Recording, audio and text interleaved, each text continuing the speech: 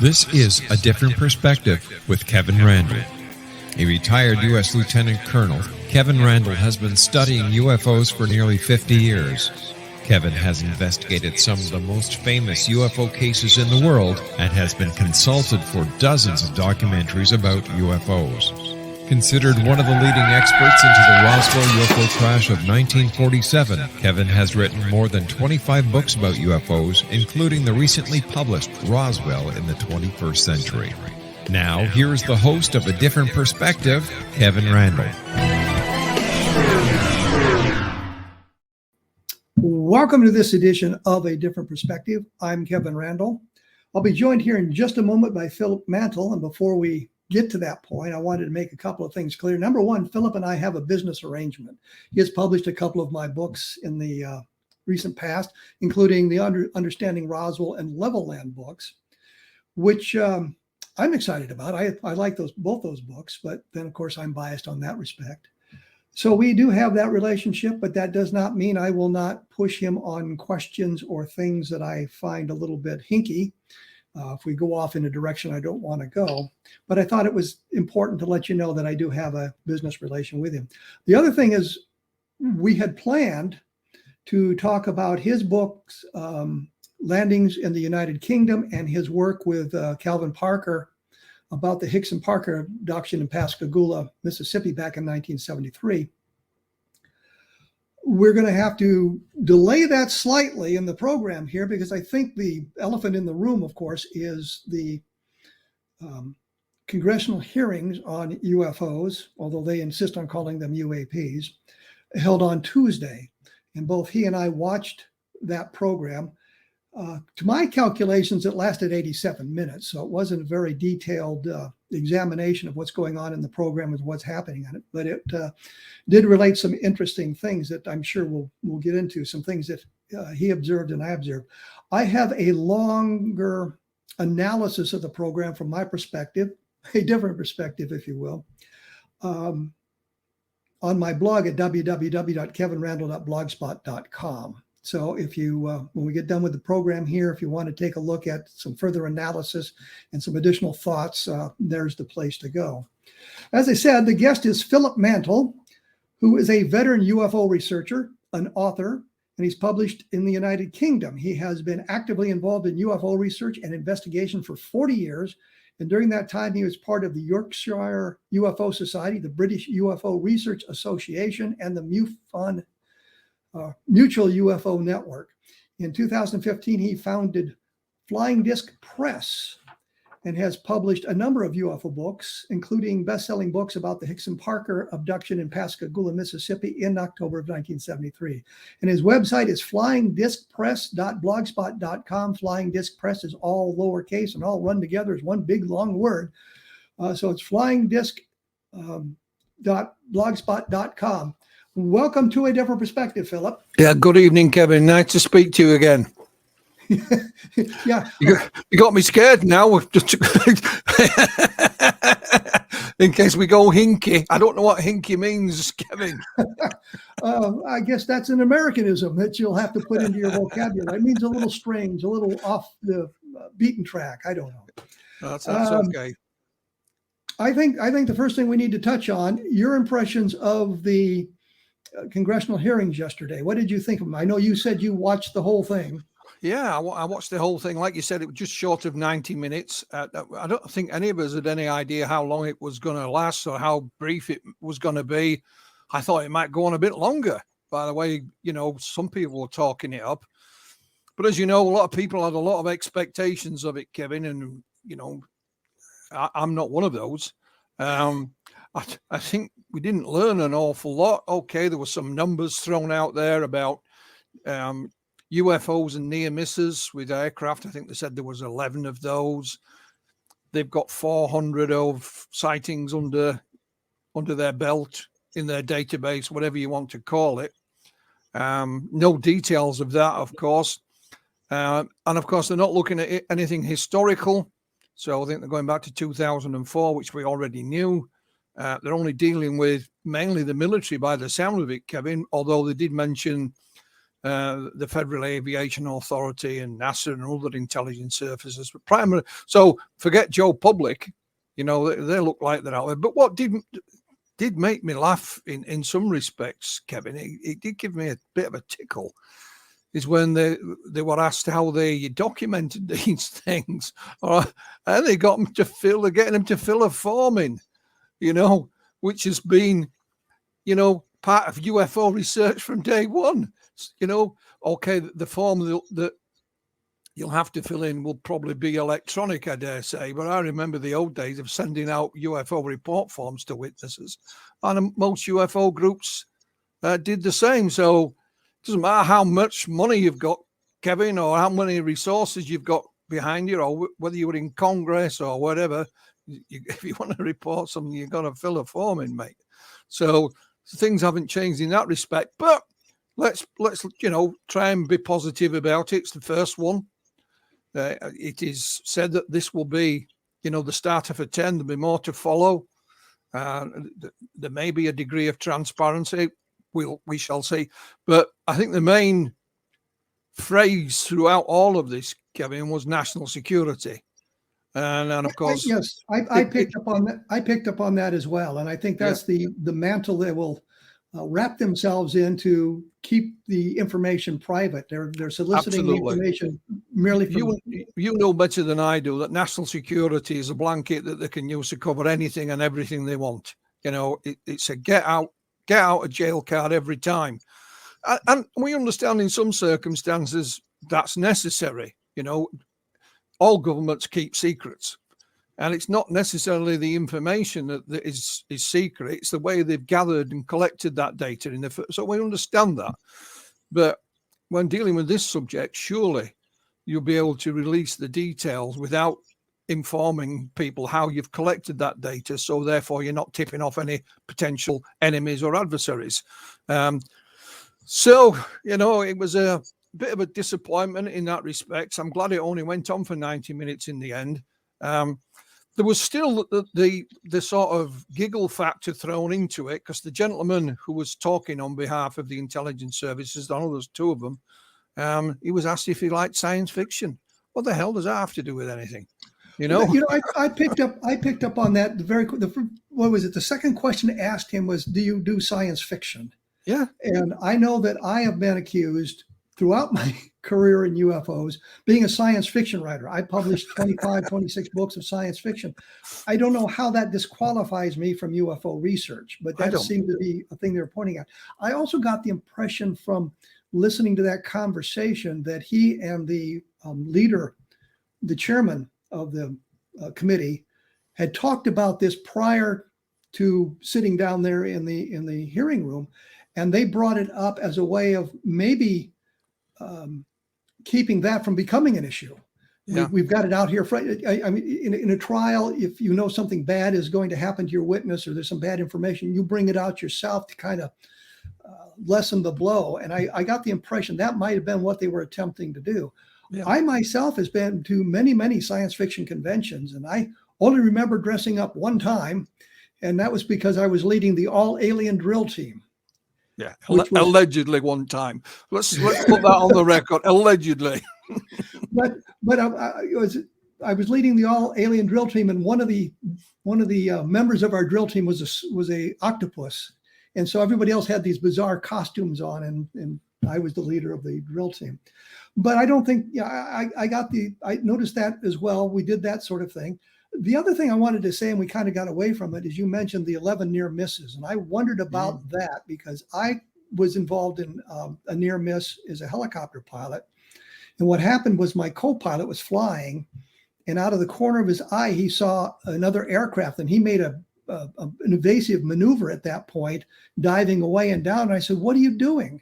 And he said, "We got on a collision course." I said, "That guy's way far away." And I wondered if it might have been the same sort of thing. The pilot thought there was something coming close, and it wasn't quite as near as they thought, because we have no details. So we have no details. And same with the little film that they tried to show. You know, again, what amazes me, Kevin, and I'm sorry if I sound somewhat cynical, but you know, these are top military fighters must be in, $150 million each range somewhere, Kevin.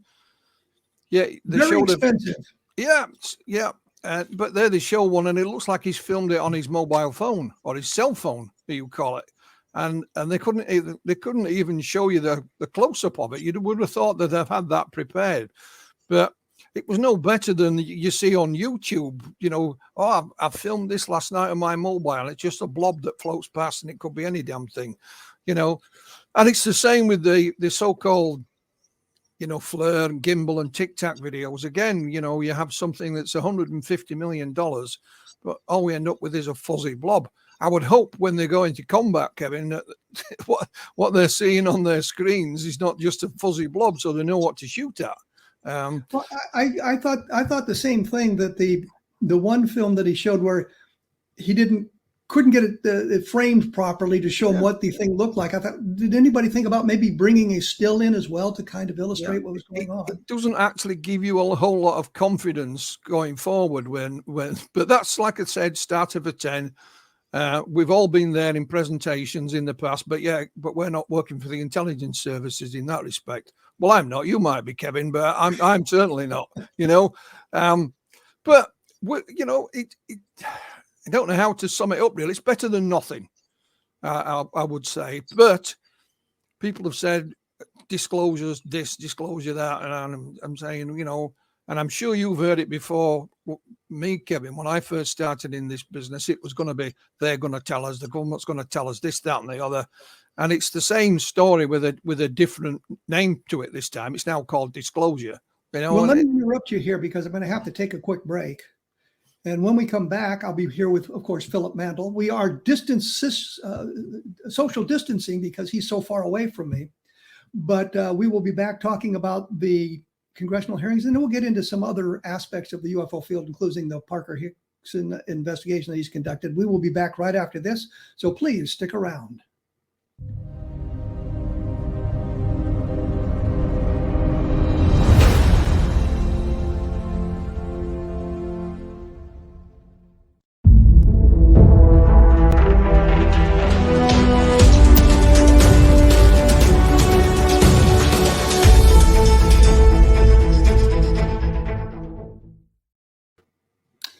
And we are back. I'll be joined momentarily by Philip Mantle. We were talking about the congressional hearings conducted yesterday and our lack of enthusiasm for what transpired. And I wanted to bring up one point about that, and it's the Malmstrom Air Force Base sightings from the 1960s. What bothered me about that is one of the representatives asked these intelligence people about this sighting, which did affect national security because a number of missiles were shut down by an outside influence, which supposedly was impossible. Neither of them knew about this. I would think that they would like to look at the history of the UFO phenomenon to get an idea of what's gone on before them, so they don't duplicate the same things, make the same mistakes over and over again that we saw with the various UFO investigations that preceded them. But I thought it was surprising that of all the sightings that they should have known about, and Malmstrom would be among the very first, they just seem to have no knowledge of that. Philip, did you kind of get the same sort of impression that they just didn't seem to know anything about the UFO phenomenon? Absolutely. I mean, I don't know these gentlemen's history and what they've been involved in, what work they've done. I know the gentleman said, I've been in intelligence for X amount of years, but what branch, what he studied, what he was working on, I would imagine it's, nothing to do with this subject. So in some respects, I wasn't surprised, but you'd have thought that somebody would have briefed them on maybe the bullet points down the decades, Kevin, if nothing else, so that you had what we would call it, a working knowledge maybe, or, it's like when, in Parliament and in Congress, they have advisors to brief them on certain things if they're not up to date with it. But like you said, it seems that they have little knowledge or understanding of any aspect of UFO history. And as far as they're concerned, like we mentioned, they're starting in 2004, and that's the line in the sand. And unless there's a reason to reopen, investigations into Malmstrom, then it doesn't look like that will happen. But what interested me as well, Kevin, because they mentioned Project Blue Book, and of course Blue Book wasn't ideal. We all know that. I published one of your books on Project Blue Book, but it did have some funding, it did have some staff, and at times it did investigations, field work. It doesn't look like, from what I've seen so far with the so-called UAP task force, that there's going to be any of that involved. I mean, tell me if I'm wrong. I know you will anyway. But, it's full of forming and we might have to speak to you. And is that it? I mean, I don't know. I was, like you said, they mentioned Project Blue Book, but they had no sense of history at all. They said, well, it all began with Project Blue Book. It was the only investigation. That's simply not true. And we all know that. There was any number of investigations you care to point to. Some of it we know very little about. I had done a book not that long ago called Project Moondust, which was an investigation of UFOs that they seem to have no knowledge about. I had the impression they were only going back to 2000, not necessarily 2004, but the real point is they've got a cutoff date that precludes them from looking at all that material that transpired prior to them coming on board. They talked about subject matter experts, and I thought when I first heard the term, they were looking at people from the UFO field that would have knowledge of what had gone on. And I was thinking people like Jerry Clark and Dr. Michael Swords, people who've been around for a long time and done some great research. Don't want to forget Barry Greenwood, for example, and probably John Greenwald, to name two other people. I can name a number of people who would be great subject matter experts for them. But they were talking about physicists and meteorologists and people would have scientific knowledge of some arena they might have to explore. And I think, well, that makes sense as well. But they seem to have no desire to really look at what went on before them. They talked about sometimes detecting these RF signals from the craft. And I was thinking, gee whiz, have you heard of Leveland, where the craft actually suppressed the operation of car engines and things like that? And to plug a book that you published for me, Leveland looks at that in detail. And what I found during the investigation was Air Force officers were close enough to have their cars stalled during that activity in Leveland. But they seemed to not care about that. Instead, they wanted to push, well, we got to watch out what the Russians are doing and the Chinese are doing, and have they developed some technology, some unmanned technology that will come back to haunt us? Do they know something that we don't know? And that sort of thing. They were more focused on terrestrial explanations and stayed away from the UFO, the UAP, for the most part. Do you think they were frightened of making a mistake in that respect, Kevin? That they had to sort of concentrate on, this being a adversarial, the Chinese, the Russians, whoever else, just in case. If it turned out they've made a mess of things, and some of these were, drones or missiles or, from a foreign source, and they've not known that, and they've gone looking in the wrong direction. Have they put that in as a again, a get out of jail card, or, as some people have speculated, is that a backdoor move to try and get more military funding? I don't know. I'm just speculating, but it was curious that they didn't seem to have a clue about what had gone on in the past. But is that a good thing? I wouldn't think so. Like we said, they should at least know a brief history. Maybe we'll send them a couple of books, Kevin. Let them know what's going on. I think their background has nothing to do with UFOs. I think the two men that were there worked in other areas of intelligence. I spent an awful lot of time in military intelligence myself, and if there was any UFO stuff going on, I never saw it. Although I could make a real case, yes, I was deeply involved in, was consulted about all these important projects. But I think the point is they really have no knowledge of it, and I don't understand. And I saw the same thing with Avi Loeb, who's the Harvard astronomer who is looking into this, wanting to stay away from the UFO phenomenon. And I'm thinking, but there's information there that's to be mined. There's things that you could learn from that and build upon that, rather than ignoring it and kind of reinventing the wheel.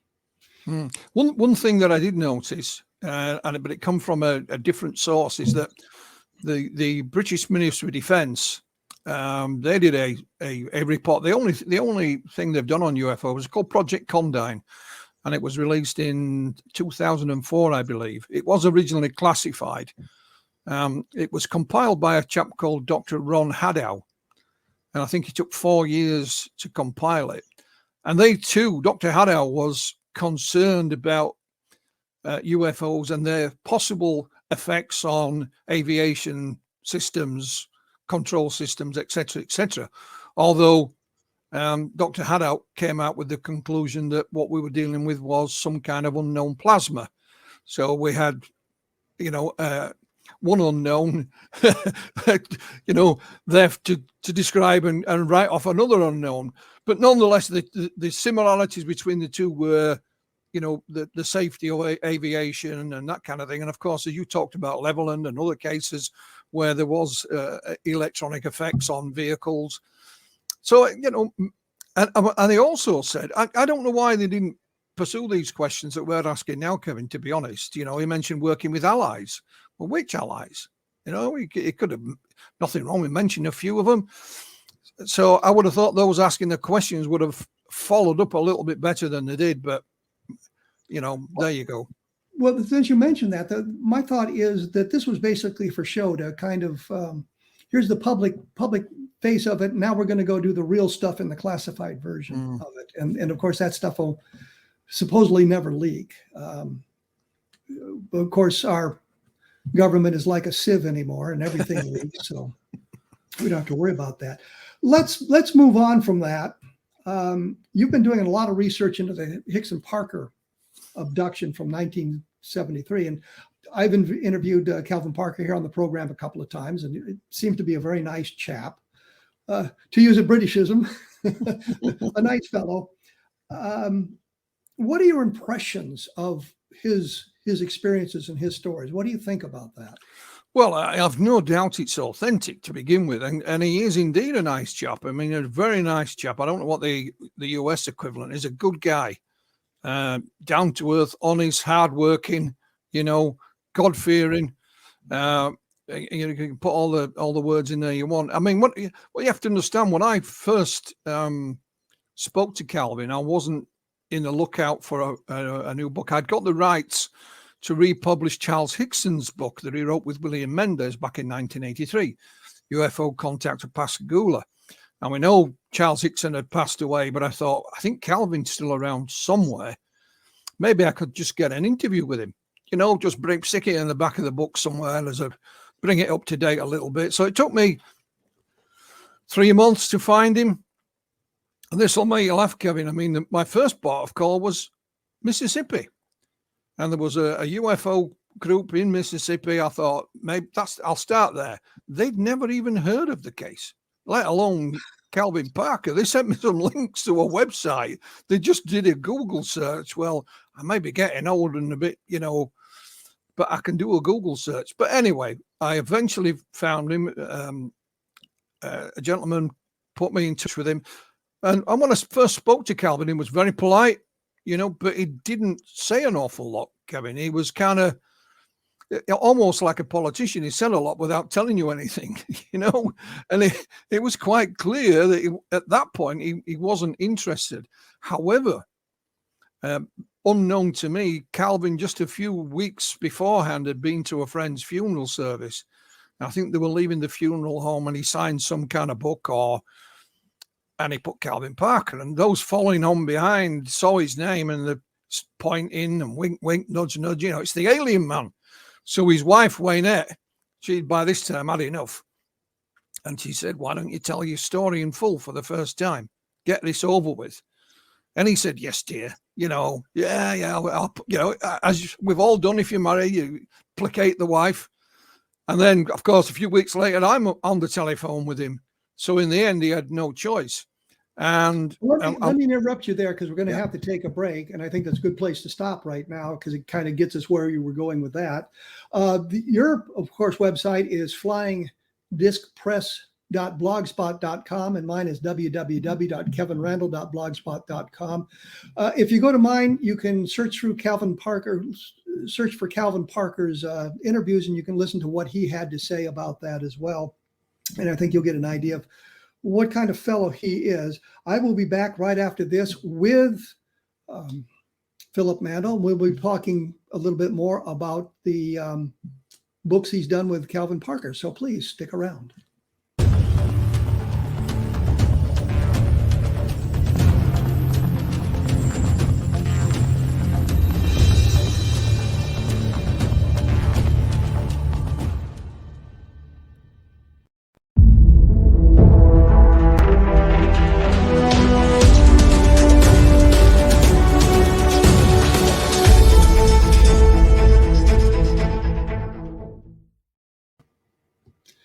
And I am back.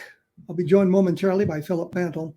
When we went away, we were talking about the Hickson Parker abduction of October of 1973. And the one thing, Philip, I want to explore with you, we see how you connected with him, but the one thing I want to explore with you at this point is the idea that there was only the two guys who witnessed the thing. It was only Hickson and Parker who saw the UFO.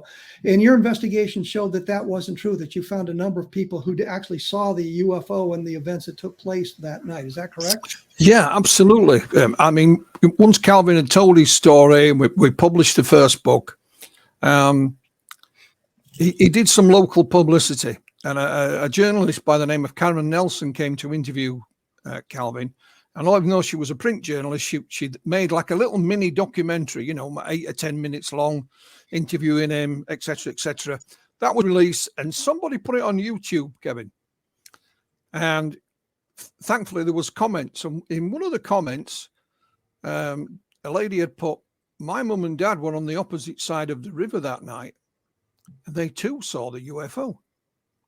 And it was a proper name. It wasn't some, So I found this lady, and I said, "Could we speak to your mum and dad, please?" I explained who I was. So they put us in touch, and I spoke to Mr. and Mrs. Blair. They were living in Alabama at the time, which is not that far from where Calvin resides. And they told us that on the night in question, Mr. Blair worked in the fishing industry, and he was on the other side of the river waiting for a boat to come in, but it was late. And he wasn't in the best of moods as a result. And Mrs. Blair said, "We're pacing up and down this little pier." And she said, "Over the other side of the river, I could see this blue thing. And it's moving around as if it's lost or as if it's looking for something."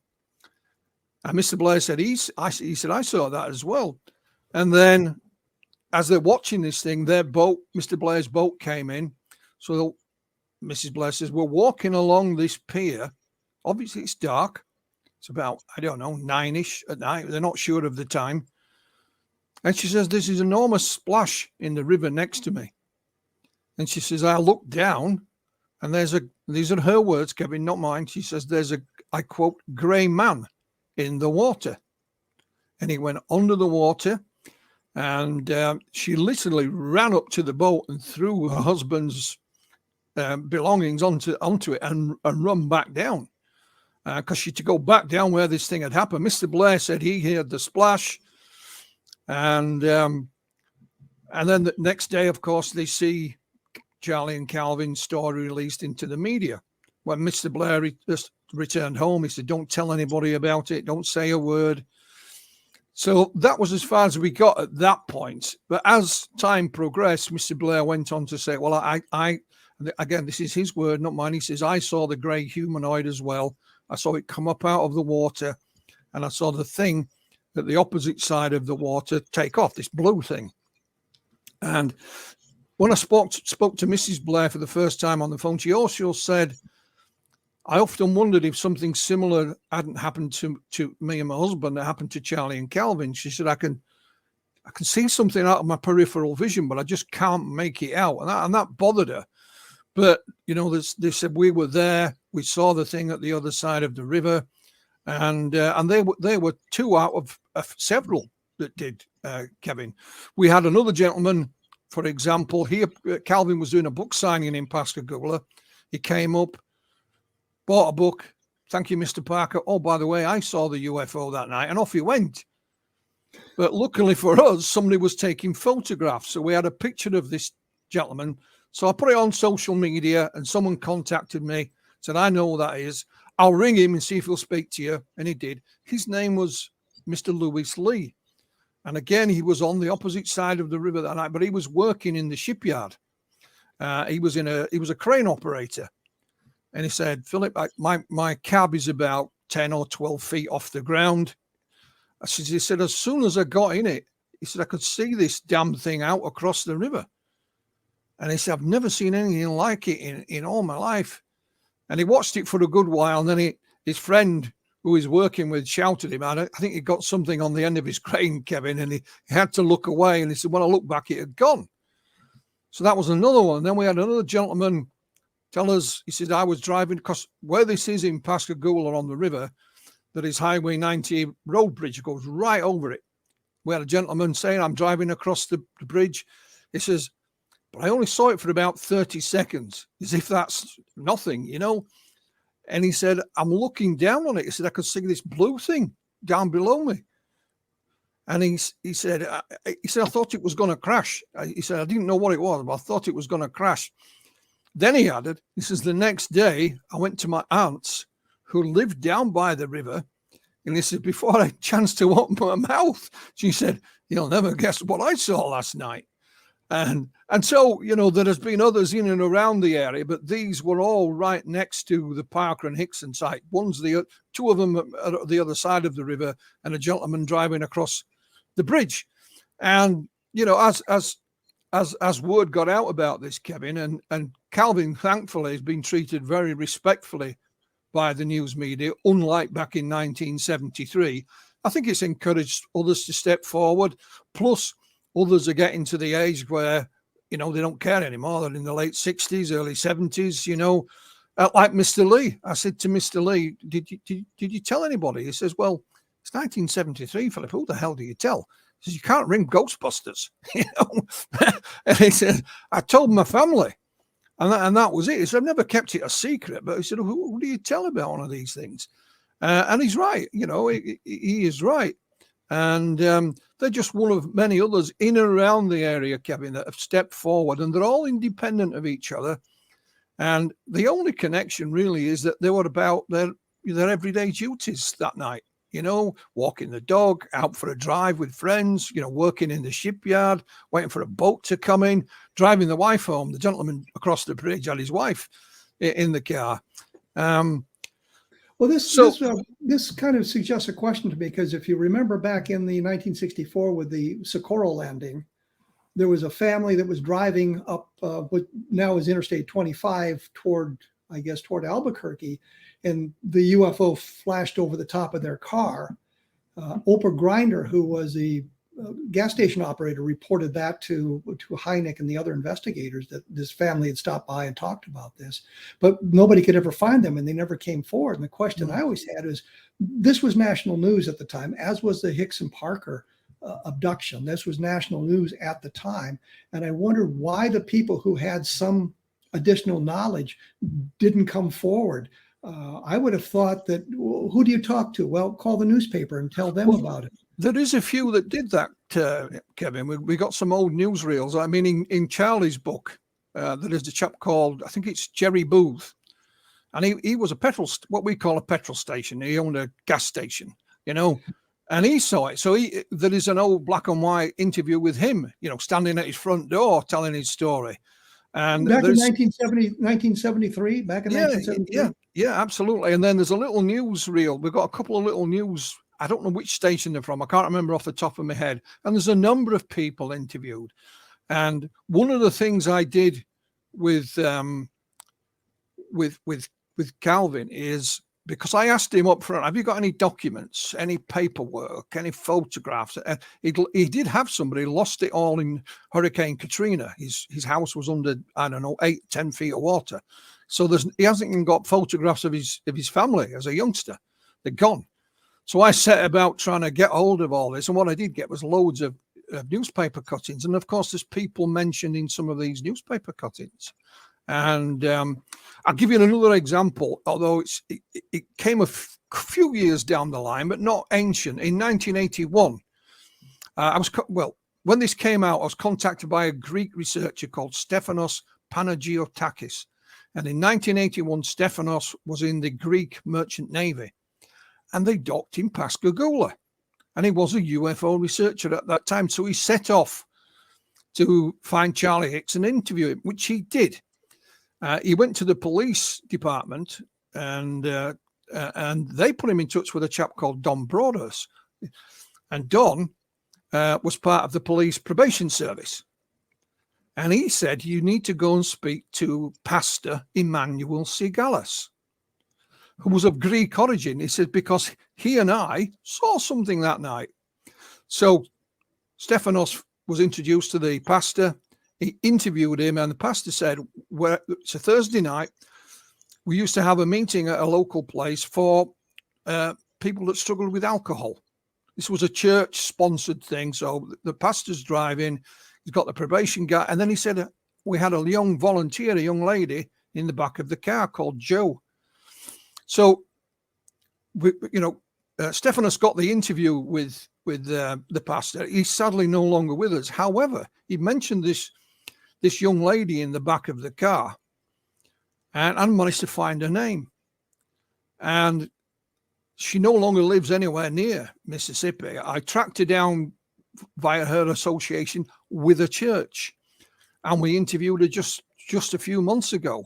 And she remembered that night they were going to this Alcoholics Anonymous meeting, or whatever you want to call it. And she was the first to see it as this object passed over the car in front of them, right over the road, heading roughly in the direction of where Parker and Hickson were. So we got an original interview. And what's interesting, Kevin, is this gentleman called Broadhurst. He was on the scene with Charlie and Calvin the day after the incident, because they went to Keesler Air Force Base to be checked over for radiation. They just run a Geiger counter over them. And they said, while you're here, gents, tell us what happened. Now, it wasn't recorded, but they had a stenographer, so it was recorded that way. And we have a complete transcript of the recording, the stenographer, the transcript. But at the beginning, it tells you everybody who was there, all their names, their rank and whatever, their position, and Mr. Broadhurst is there. And Mr. Booth, I think his name's Jerry Booth. He ended up there because he was a witness to it as well. So there were some names mentioned originally, but I don't think there was any real follow-up. Well, let me interrupt because I have to take the last break, but I think this is fascinating because I always had the impression that there were two guys involved in it, Hickson and Parker, and that was the only people that saw anything. And now you're telling me at the time, not only at the time, there were all these additional people who saw it and made reports at the time that you've been able to talk to. When we come back, I think we need to go to your book on landings in the UK so we can talk a little bit about how the phenomenon manifests itself in the UK. Once again, my website is www.kevinrandle.blogspot.com, and we will be back right after this. So hang around.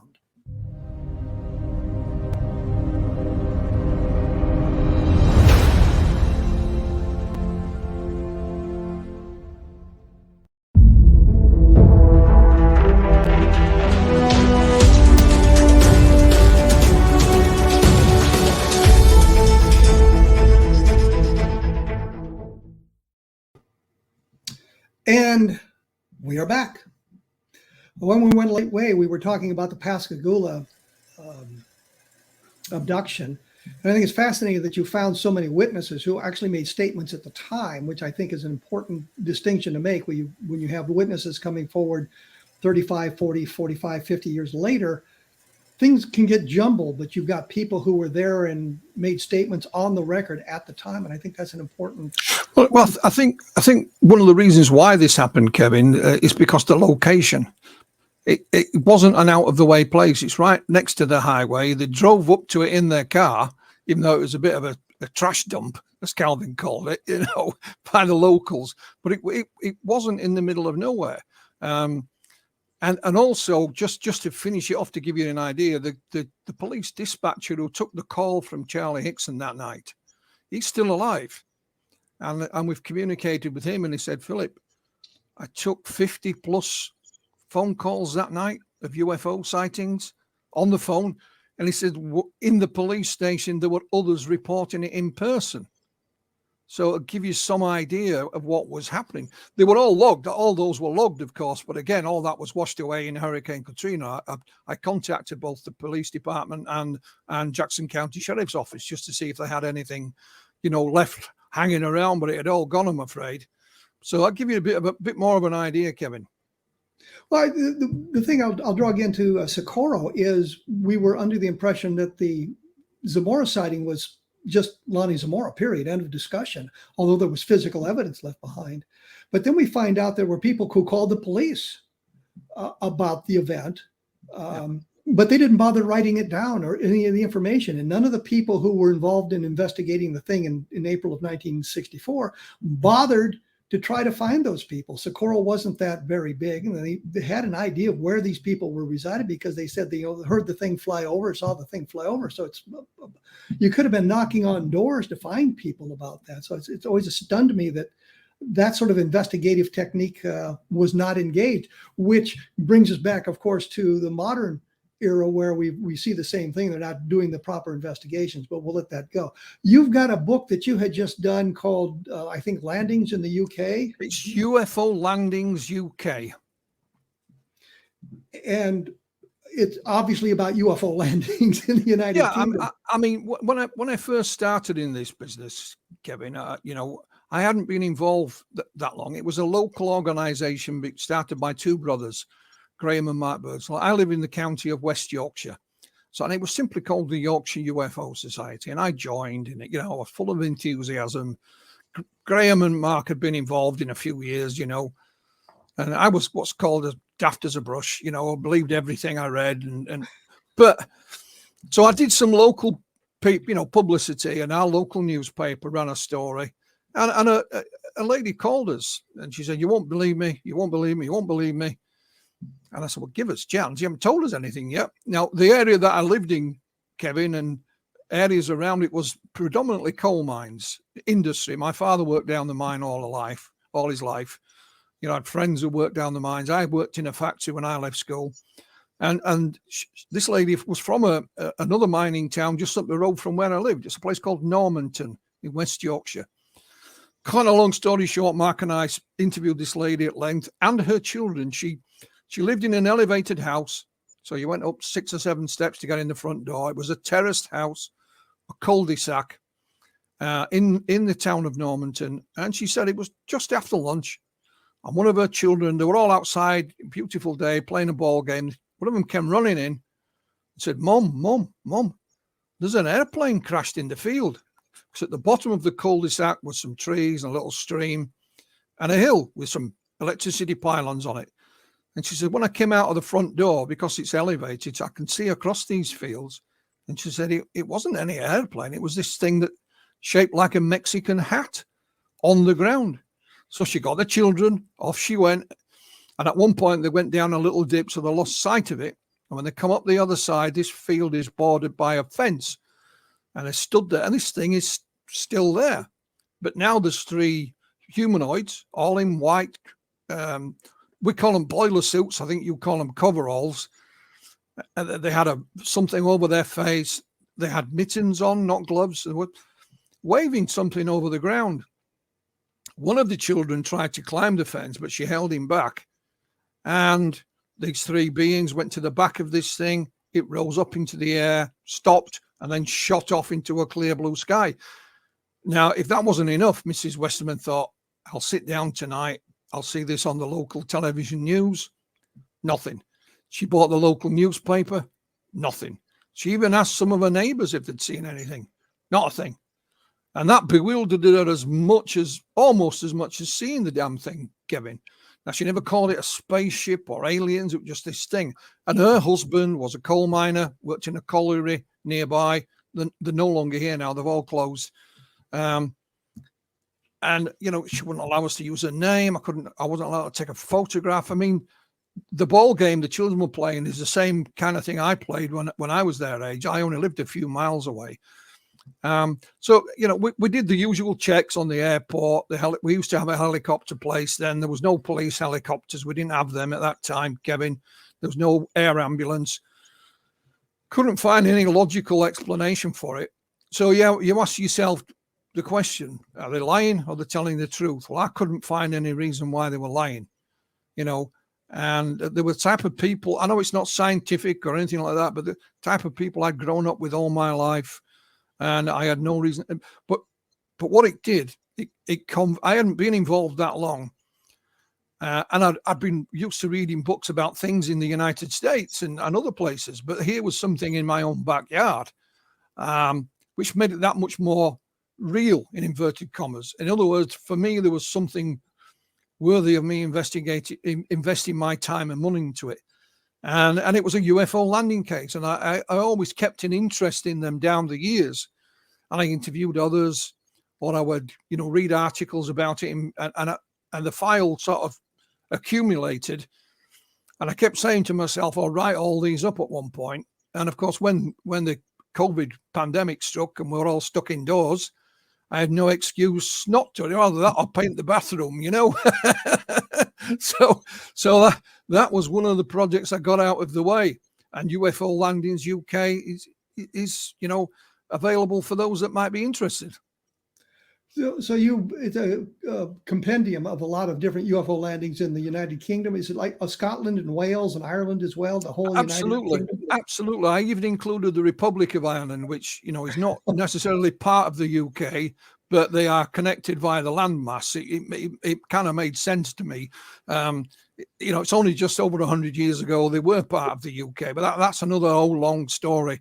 But so yes, throughout England, Scotland, Ireland, and Wales. Yeah, absolutely. I mean, some of the place names in Wales, I might have spelt them right, but I'll never in 1,000 years be able to pronounce them correctly, Kevin, But, I used Hynek's strategy, if you like, high strangeness. And I know he was a favorite for that. The more data that you had, the closer they got to it, the more people that were involved, any ground markings, any documentation, all these were sort of layers of high strangeness. And to some degree or another, the cases featured in the book have that about them. And it's not there to say these are spaceships from wherever. I just allow you to make up your own mind. But it is, and another reason for doing it, because certain parts of the media still like to take the mickey, Kevin, you know that. And there's the debunkers out there that would have us believe that these incidents only happen in Socorro, New Mexico, or Roswell, New Mexico. Some farmer with no electricity, wakes up one morning and finds this stuff on his ranch. Well, that's not true, is it, Kevin? These things, whatever they may or may not be, happen here, there, and everywhere. And they happen to people just like me and you. Your next door neighbor, the guy in the grocery store, gentleman you pass in the street, just everyday, pretty much ordinary individuals going about their daily routines. And hey, presto. So that's how it all came about, really. Well, I think that, the interesting thing is there's some cases we get involved in where there's really only two explanations. It's either has something to do with alien visitation or it's a hoax. And at times that hoax handle breaks off. We're going to have to leave it there, Philip, because I've run out of time. I'd like to thank you for taking time late at night in Great Britain to join us here on A Different Perspective. The book is UFO Landings in the UK. UFO Landings UK. It's out now. Kevin's bought a box full that he's going to give out to his friends and family. So why don't you join him? And it's flyingwingpress.blogspot.com, and you've got a whole slew of books. No, Kevin, it's not. It's Flying Disc Press, not Flying Wing. I'm sorry, Flying Disc. I'm sorry. I was thinking of Wendy Connor's Flying Disc, yes. Or Flying Wings project. Well, thank you, Philip. I appreciate your time tonight. It's a great pleasure to speak to you as always, Kevin. Thank you. Okay. We'll chat later. Next week, I'm going to be talking to Michael Shermer, I believe. We've tried this a number of times, and things have always gotten in the way.